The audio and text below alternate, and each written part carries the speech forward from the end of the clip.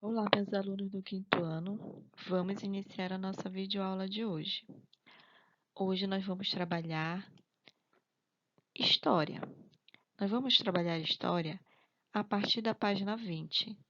Na página 20, meus amores, vocês vão encontrar o assunto, os sujeitos da história. Então, vamos lá, meus amores. No livro, tá? Nas páginas 20 a 25, nós vamos trabalhar o assunto, os sujeitos da história. Então, pegue seu livrinho, né? Pegue seu livro, coloque aí, escreva a data de hoje e vamos iniciar a nossa videoaula. Vamos lá, meus amores, acompanhem comigo. Vamos lá, vamos saber, né? Vamos conhecer o que são os sujeitos da história.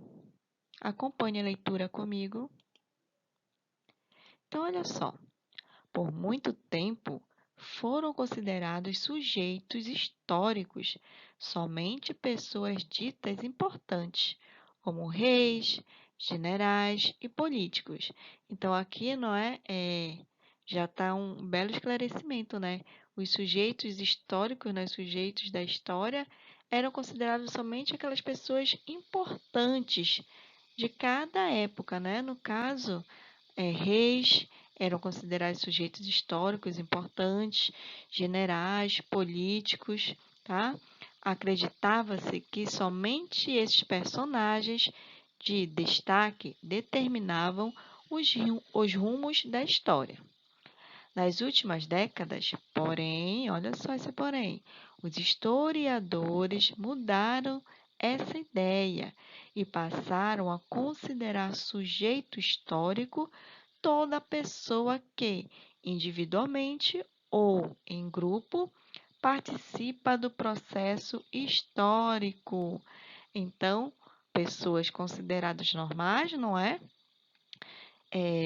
Sendo ela individual ou em grupo, também são considerados sujeitos, tá? Históricos, tá? Não somente aquelas pessoas que eram ditas importantes, tá? Mas como pessoas, como indivíduo, também é considerado um sujeito histórico, ou ele individualmente ou em grupo.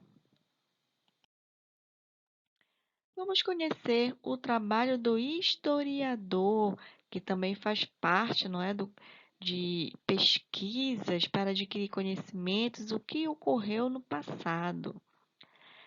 Então, o historiador é um profissional que estuda o passado humano em seus vários aspectos, seja ele econômico, social, cultural e desde cotidiano.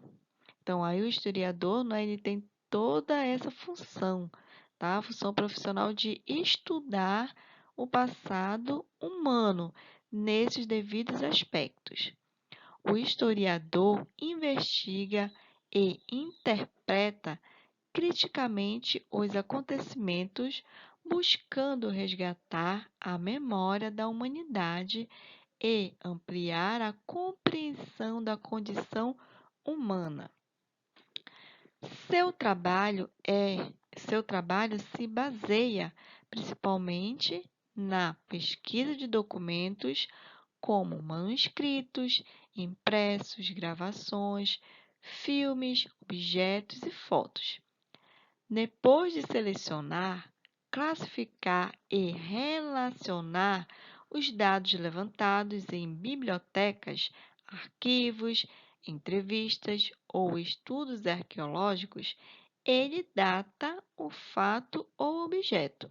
Então, cada processo, né, que o historiador, não é, ele trabalha, não é, buscando principalmente a pesquisa em documentos e objetos antigos, fotos, ele vai catalogando, não é, e colocando as datas, tá, de cada objeto, de cada fato, confere a autenticidade, se é verdadeiro ou não, e analisa sua importância e seu significado para a compreensão do encadeamento dos acontecimentos. Então, o historiador aí, né, ele tem a função muito importante, não é?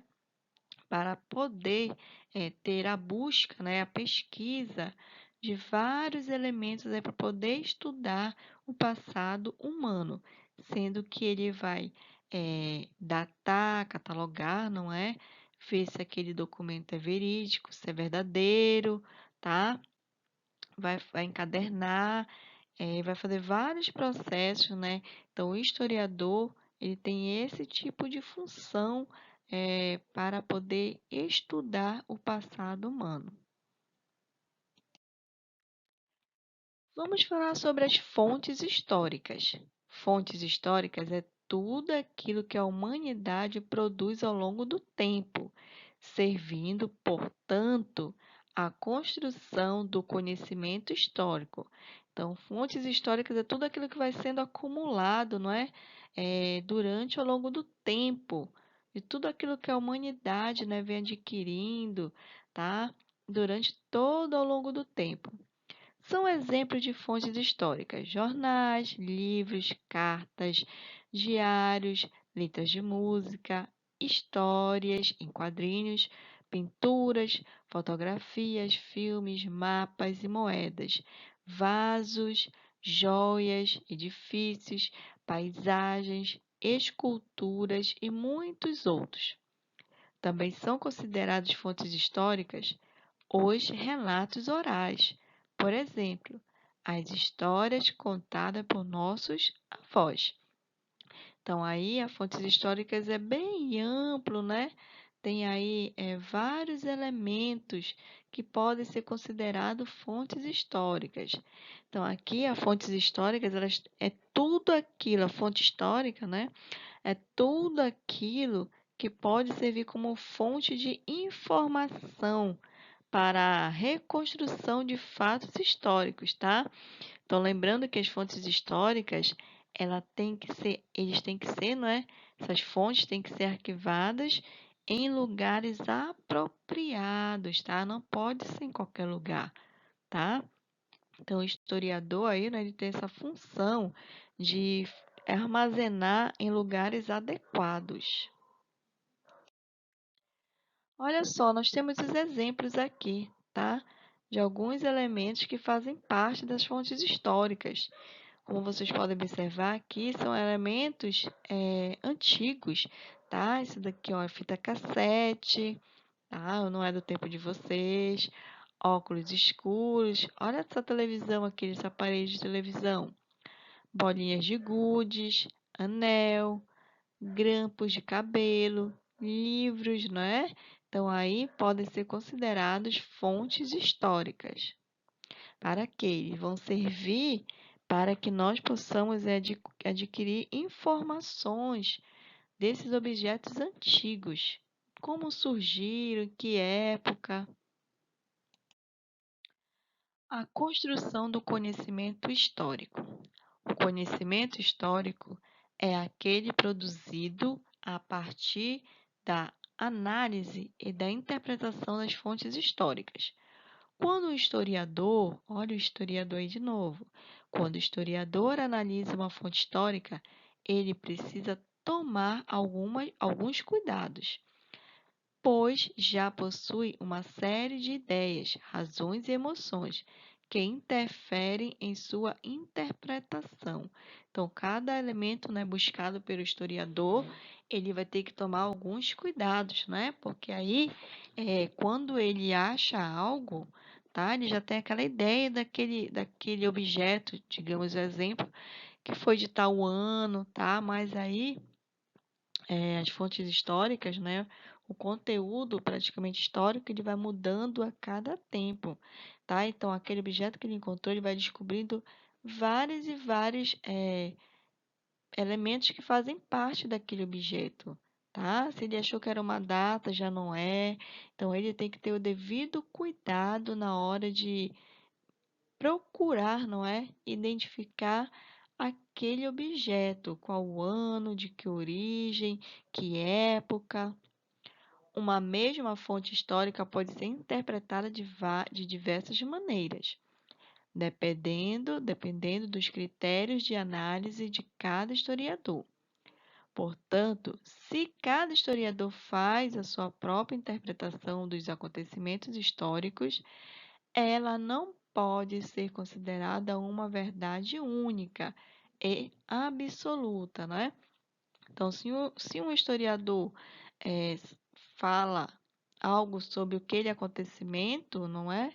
Ele tem que considerar também a opinião do outro historiador que também viu naquele acontecimento, mas de outra fase, ou de outra análise, tá? Então, um tem que adquirir conhecimento do outro, não ficar apenas do que ele descobriu.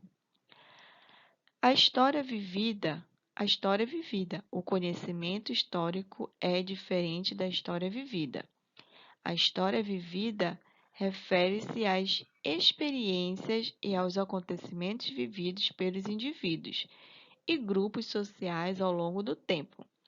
Ela é formada por inúmeros eventos que ocorrem todos os dias e em todos os lugares, o que torna impossível que ela seja estudada por completo. Então, os acontecimentos que todos os dias, né, acontece com o indivíduo, tá? Não pode ser considerado aí um acontecimento histórico, tá? O acontecimento histórico é aquilo que vai marcar, tá? Ou a vida de uma nação, ou a vida de um país, tá? É aquilo que vai marcar, tá? Um exemplo que nós estamos tendo, não é? É a epidemia. Essa epidemia aí, tá? É um fato histórico, tá? Que vai ficar marcado na história da humanidade.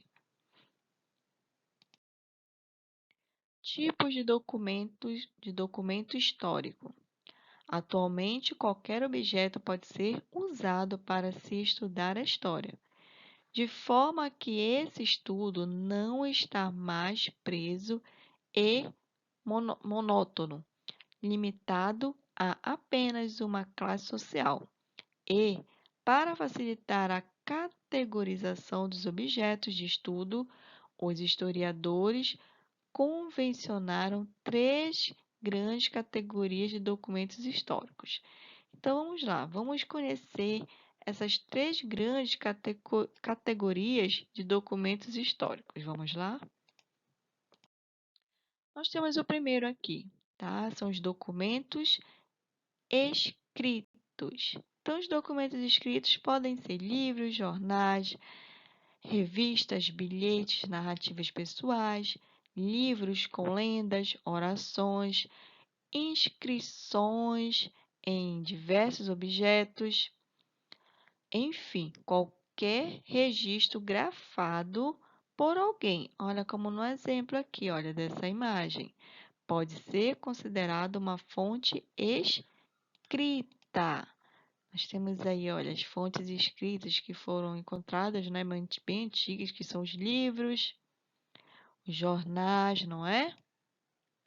Temos aqui as cartas, né, bilhetes também são considerados, tá? Então, tudo aquilo que for grafado por alguém, como está aqui, olha, nessa imagem, é considerado, né, podem ser considerados documentos escritos. Documentos não escritos. Então, esse tipo de fonte corresponde a iconográficos, materiais orais, mais precisamente imagens como desenhos, mapas, pinturas, esculturas, fotografias, cartazes de propaganda, medalhas, rótulos, músicas, filmes, documentários, enfim, qualquer objeto que possa ser estudado e não tenha forma de uma fonte escrita, tá? Então observem aí as imagens abaixo, tá ok? Vamos para o próximo. Documentos arquitetônicos. Então, os documentos arquitetônicos são construções, olha só, lembrem disso. São construções, casas, prédios de apartamentos, igrejas, cemitérios, estações de trem, pontes, etc. Tá? Então, qualquer construção que possa ser estudada para descobrir fatos sobre o passado são considerados documentos arquitetônicos. Então, nós temos aí, né, construções antigas, igreja, tá, pontes. Então, tudo aquilo que é estudado como construção, qualquer construção, pode ser considerado como documentos arquitetônicos, tá bom? Então, por hoje, nós vamos finalizando a nossa aula de história, tá ok? Então, prestem atenção que vocês têm algumas atividades aí no livro de vocês. Então, leiam o assunto, tá? Façam com calma, respondam com calma até a página 25, tá bom? Então, até a nossa próxima videoaula. Beijos!